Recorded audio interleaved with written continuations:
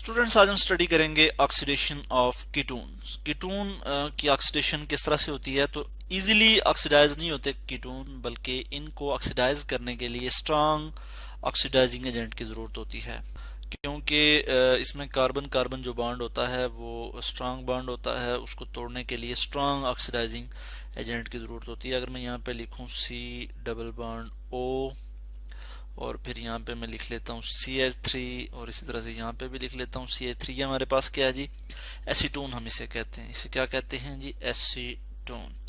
तो एसीटोन इसमें ये वाला जो बॉन्ड है, ये वाला कार्बन कार्बन बॉन्ड, ये दो बॉन्ड, इनको तोड़ने के लिए स्ट्रॉन्ग ऑक्सीडाइजिंग एजेंट चाहिए। इजीली ऑक्सीडाइज नहीं होते कीटोन, ठीक है। कीटोन की इतनी आसानी से ऑक्सीडेशन नहीं हो सकती। अच्छा, माइल्ड ऑक्सीडाइजिंग एजेंट हम नहीं यूज करते, बल्कि स्ट्रॉन्ग ऑक्सीडाइजिंग एजेंट यूज करते हैं। और स्ट्रॉन्ग ऑक्सीडाइजिंग एजेंट हमारे पास कौन से हैं, potassium dichromate K2Cr2O7 in the presence of sulphuric acid H2SO4। इसी तरह से हमारे पास एक और ऑक्सीडाइजिंग एजेंट आता है potassium permanganate KMnO4 in the presence of sulphuric acid.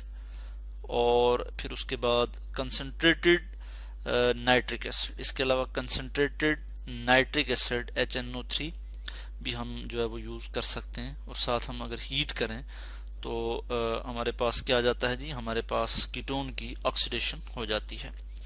तो इस केस में हम देखते हैं कि जो सिमेट्रिकल कीटोन्स होती हैं, जिनमें क्या होता है कि एक ही कार्बन एटम होता है adjacent to the carbonyl group, ये किस तरह से ऑक्सीडाइज होती हैं। ये जब ऑक्सीडाइज होती हैं तो हमारे पास क्या प्रोडक्ट आती है, जैसे कि ये एसीटोन सिमेट्रिकल कीटोन है, यानी इसके इस तरफ भी एक कार्बन है, इसके इस तरफ भी एक मिथाइल ग्रुप है, या इस तरफ भी जो है वो मिथाइल ग्रुप है। तो ये सिमेट्रिकल कीटोन है। इसकी मैं यहाँ पे बल्कि इसका मैं यहाँ पे रिएक्शन देख लेता हूँ। यहाँ पे मैं नीचे इसका रिएक्शन लिख लेता हूँ। ये हमारे पास क्या है, मैं इसको इस तरह से लिख लेता हूँ कि ये हमारे पास स्ट्रांग ऑक्सीडाइजिंग एजेंट है। स्ट्रांग ऑक्सीडाइजिंग एजेंट, ठीक है जी। ये हमारे पास आ जाते हैं। अच्छा, अब हम बात करते हैं एसीटोन की। तो एसीटोन की जब हम ऑक्सीडेशन करेंगे, यानी मैं इस तरह से एटॉमिक ऑक्सीजन लिखूंगा, नेसेंट ऑक्सीजन, ठीक है। और ये कहाँ से आएगा, ये जो ऑक्सीडाइजिंग एजेंट हैं, इनमें से हम जो है वो ये हासिल करते हैं ऑक्सीजन। बल्कि मैं यहाँ पे इसको इस तरह से भी लिख सकता हूँ कि K2, बल्कि मैं इसको यहाँ पे लिख लेता हूँ K2Cr2O7 H2SO4, ठीक हो गया। और इसके ये जो है हम कैटलिस्ट यूज करेंगे, जिसकी मौजूदगी में क्या हो जाएगी, कीटोन की ऑक्सीडेशन हो जाएगी।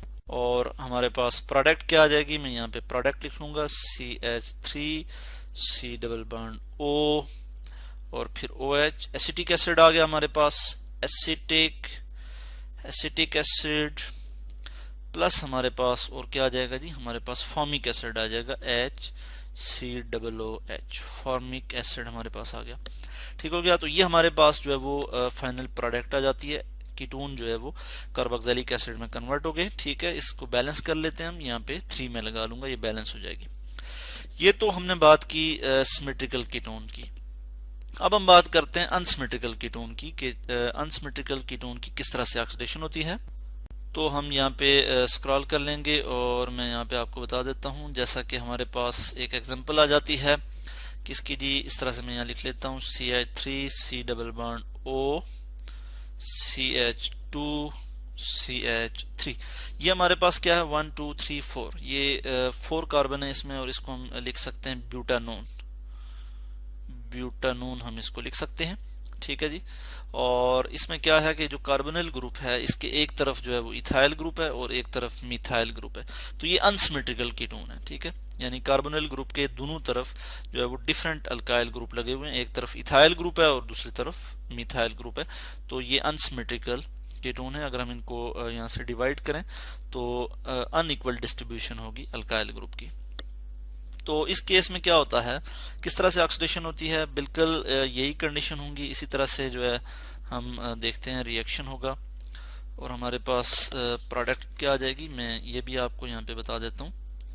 यहाँ पे हम लिख लेते हैं SO4, यहाँ पे मैं 4 लिख लूँगा, H2SO4, ठीक है। सल्फ्यूरिक एसिड भी होगा, पोटेशियम डाइक्रोमेट की मौजूदगी में ये रिएक्शन होगा और हमारे पास प्रोडक्ट आ जाएगा CH3C डबल बॉन्ड O और फिर आ जाएगा OH। दो एसिटिक एसिड के मॉलिक्यूल आ जाएंगे, मैं यहाँ पे 2 लिख लूँगा, ठीक है। दो एसिटिक एसिड के मॉलिक्यूल आ जाएंगे जब हम अनसिमेट्रिकल कीटोन की ऑक्सीडेशन करेंगे। तो इस केस में हम देखते हैं कि carbon atom that is joined to smaller number of hydrogen, जिसमें कम नंबर ऑफ हाइड्रोजन एटम हैं, दैट इज प्रेफरेंशियली ऑक्सीडाइज्ड। और जो कार्बोनिल ग्रुप है, ये वाला जो कार्बोनिल ग्रुप है, ये जो है वो स्मॉलर अल्काइल ग्रुप के साथ ही रहेगा, ठीक हो गया। और इस केस में यहाँ पे आप देख सकते हैं CH2 जो है इसमें नंबर ऑफ हाइड्रोजन कम है, तो ये प्रेफरेंशियली ये जो है ऑक्सीडाइज होगा। तो इस केस में हमारे पास जो है एसिटिक एसिड के 2 मॉलिक्यूल आ जाते हैं, ठीक है। तो ओवरऑल हमने देखा कि जो कीटोन्स हैं इनकी ऑक्सीडेशन बहुत डिफिकल्ट है, ऑर्डिनरी कंडीशन में नहीं होती, बल्कि इसके लिए हमें स्ट्रॉन्ग ऑक्सीडाइजिंग एजेंट यूज करने होते हैं। इस केस में हम देखते हैं कि या फिर हम potassium dichromate in the presence of sulphuric acid ये यूज करते हैं, या फिर हम क्या यूज करते हैं जी, potassium permanganate in the presence of sulphuric acid, और कंसंट्रेटेड नाइट्रिक एसिड हम यूज करते हैं और हीट करते हैं। तो ये भी हमारे पास एक जो है वो रिएजेंट आ जाता है, जिसमें क्या होता है कि कीटोन जो है वो टूटता है। Ketone is broken into 2 fragments, यानी इसके 2 फ्रैगमेंट्स, ये 2 फ्रैगमेंट्स में टूट जाता है, ठीक है। और फिर उसके बाद जो है वो इसकी ऑक्सीडेशन होती है। तो इस तरह से आज हमने डिस्कस किया ऑक्सीडेशन ऑफ कीटोन्स।